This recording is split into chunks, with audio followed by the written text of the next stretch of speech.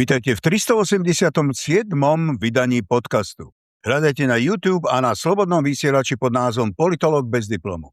Podcast Prehľad s nadhľadom prináša glosovanie najnovších udalostí, rôzne múdrosti vekov a komentáre, ktoré v žiadnom mainstreame určite nenájdete. Pravdu vám nikto nevloží do mysle, je to niečo, čo musíte objaviť sami. Dajme si múdrosť na úvod.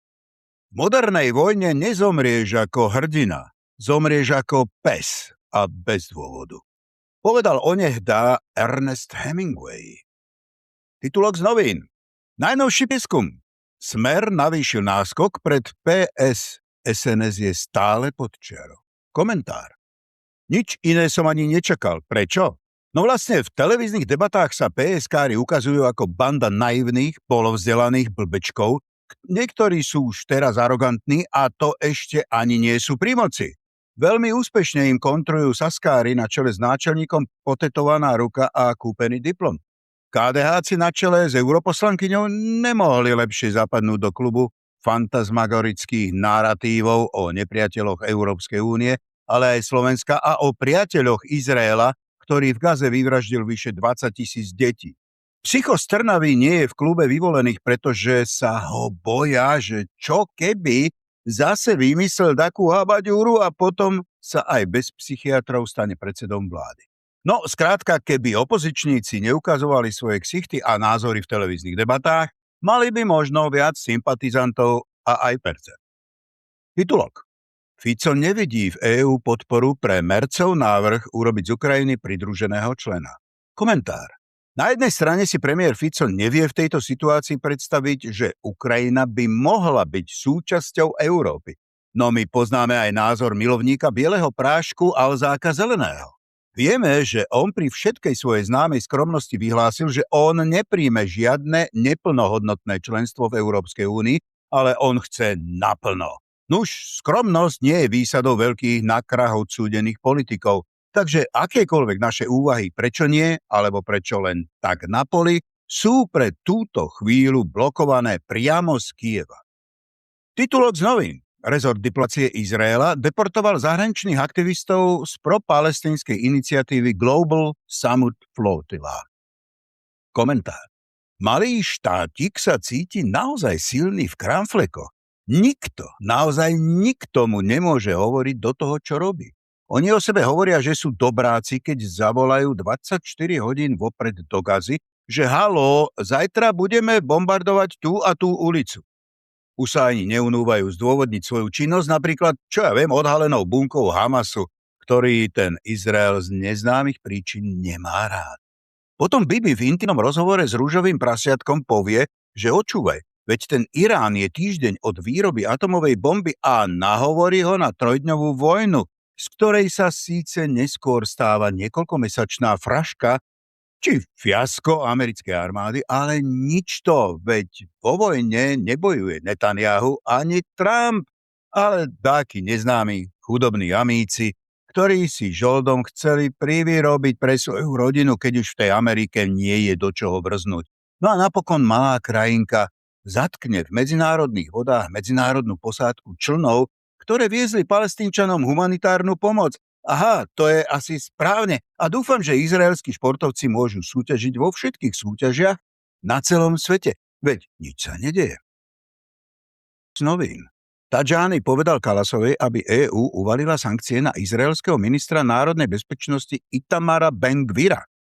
Komentár.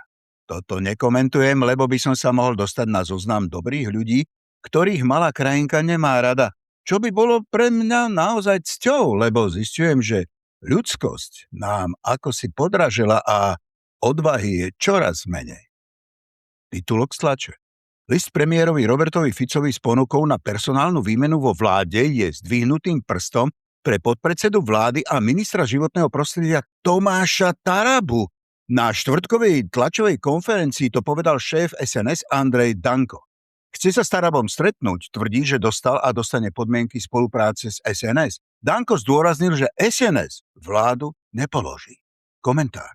Tak keby som mal ísť do histórie, tak predseda SNS-ákov Danko už niekoľkokrát mal v ruke položenie vlády. A nie len tejto, ale v princípe vždy Ficovej. Dokonca to bol on, kto avizoval, že s bývalým Zamini, teda Lajčákom, to nie je všetko podľa kostolného poriadku. Nechcel povedať, čo vie, ale keď to vyšlo najavo, tak to bolo ešte horšie, ako sme si mohli domýšľať. Dnes je v podobnej situácii minister Taraba. Danko v rozhovore na 4 oči s premiérom si povedia, čo sa kdesi šu. Ináč poviem vám, radšej nevedieť, pretože asi to raz aj vyjde von medzi pospolitý ľud a potom sa dozvieme pravdu, prečo Danko toho Tarabu nemá rád. Možno teda ešte bude aj fun. Titulka z novín. Mnohé členské krajiny organizácie Severoatlantickej zmluvy NATO neprispievajú dostatočnými finančnými prostriedkami na podporu Ukrajiny v obrane proti Rusku. Vo štvrtok to vyhlásil generálny tajomník NATO Mark Rutte pred stretnutím ministrov zahraničných vecí aliancie vo švédskom Helsingborgu. Komentár. No teda, ja toho v predklone chodiaceho, stojaceho aj ležiaceho Rutteho nemusím. Je to úradník par excellence, stále niekomu niekam byť strčený. To je asi náročné na chrbticu, ale aj na charakter, ale pri pohľade na svoj bankový účet si Mark asi hovorí, stálo to za to. Nuž, ale poďme k prostate, ako hovoríva jeden môj kamarát. Členské krajinky neplatia a neplatia, tak ako je to? Tá morálka v platení Ukrajine sa musí zvýšiť, inak Ukrajina nevyhrá. Takže už neplatí to staré chlapácké potlapkávanie po pleciach a dávanie slov a tak ďalej a tak ďalej. Myslím si, že jediný, kto tento problém vyjadril na plnú hubu a úprimne, bol český premiér Babiš, keď povedal, že na čo ďalšie výdavky, keď prispievame aj Únii na podporu Ukrajiny. Tak teraz neviem, že by Ukrajina prehrala, keď nebudú mani, alebo čo. Tak stretnutie v Helsingborgu bude asi o čistení žalúdkov aj národných kasičiek členských krajín. Titulok. Rusko a Čína vyjadrili na rokovaniach o Antarktíde nesúhlas a zabránili dohode o posilnení ochrany tučniaka cisárskeho. Reakcia. Tak toto je správa dňa. No teda v každom prípade tučniaka cisárskeho treba zachrániť.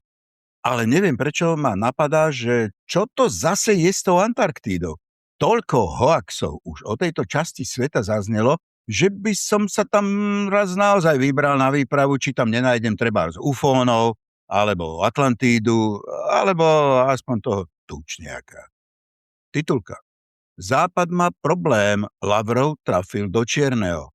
Agresívna politika Západu je motivovaná stratou vplyvu na globálnej scéne a strachom z čestnej konkurencie, uviedol ruský minister zahraničných vecí Sergej Lavrov v rozhovore pre Shanghai Media Group. Komentár. Veľa ľuďom toto dôjde oneskorene, ale zasa veď každý sme iný. Ten výpras, čo dostal Trumpeta v Pekingu, si dlho bude pamätať a ľudia si začnú spájať Panamu, Venezuelu a teraz aj Kubu. Vždy prišlo obvinenie prezidenta a vo dvoch prípadoch aj zatknutie. Ale keďže pohodné hmoty a hlavne letecký benzín nám podražili, tak v Iráne sa neunášali vedúci predstavitelia krajiny, ale ich rovno zbombardovali. Keď ľudia začnú pátrať, dopátrajú sa ku tomu, že vlastne obvinenia sú na vode. Že išlo iba o akúsi vykonštruovanú situáciu a moment prekvapenia a samozrejme túžbu po ovládaní celého sveta. V Iráne to bolo najkrutejšie, ale čuduj sa svete, tam sa nedokakali a pokračujú teda ďalej a dokonca si dávajú podmienky takej mocnosti, ako je teda vlastne bola Amerika. USA strácajú sílu a financie. Keď sa nové centrá hospodárskeho rastu, najmä Čína, India, Brazília a viaceré africké krajiny, začali rozvíjať zrýchleným tempom. Západ postupne stratil schopnosť udržiavať koloniálne a neokoloniálne metódy. Táto transformácia nenastala preto, že by niekto svojvoľne vyhlásil svet za multipolárny, vyplynula z objektívnych skutočností. Titulka. Poslankyňa Európskeho parlamentu Kateřina Konečná z platformy Stačilo vo videu na sociálnej sieti vystriha pred tým, čo Brusel plánuje urobiť so Slovenskom v nadchádzajúcich mesiacoch. Parlamentom bolo prijaté uznesenie o právnom štáte, o základných právach a zneužívaní finančných prostriedkov EÚ na Slovensku a o nutnosti reakcie zo strany Únie. A scenár je takmer úplne rovnaký ako s Maďarskom. Slovensko je obviňované z porušovania zásad EÚ, zo zhoršujúcej sa kvality demokracie, z porušovania práv menšín a tak ďalej a tak ďalej. Komentár. Toto nie je len práca slovenskej opozície, ale aj Fica. Lebo Fica. Lebo idú po nás ako po Maďarsku a že sa to bude stupňovať, s tým treba rátať. Tak ako na začiatku aj na konci si dajme jednu múdru myšlienku, nech dodržíme priemer múdrosti a zase to bude o vojne. Buď ľudstvo skoncuje s vojnou, alebo vojna skoncuje s ľudstvom, povedal John Fitzgerald Kennedy. Za mňa na dnes všetko. Teda vlastne už na mňa tlačíte, aby som predstavil tú tajomnú Kolombovú ženu Moniku. Monika je moja manželka, ktorú mám veľmi rád. Je to človek, ktorý tieto podcasty strihá a kontroluje kvalitu zvuku a počet nádychov a nakoniec distribuje von z nášho počítača. Či ako sa to robí, ja nie som až taký technický typ.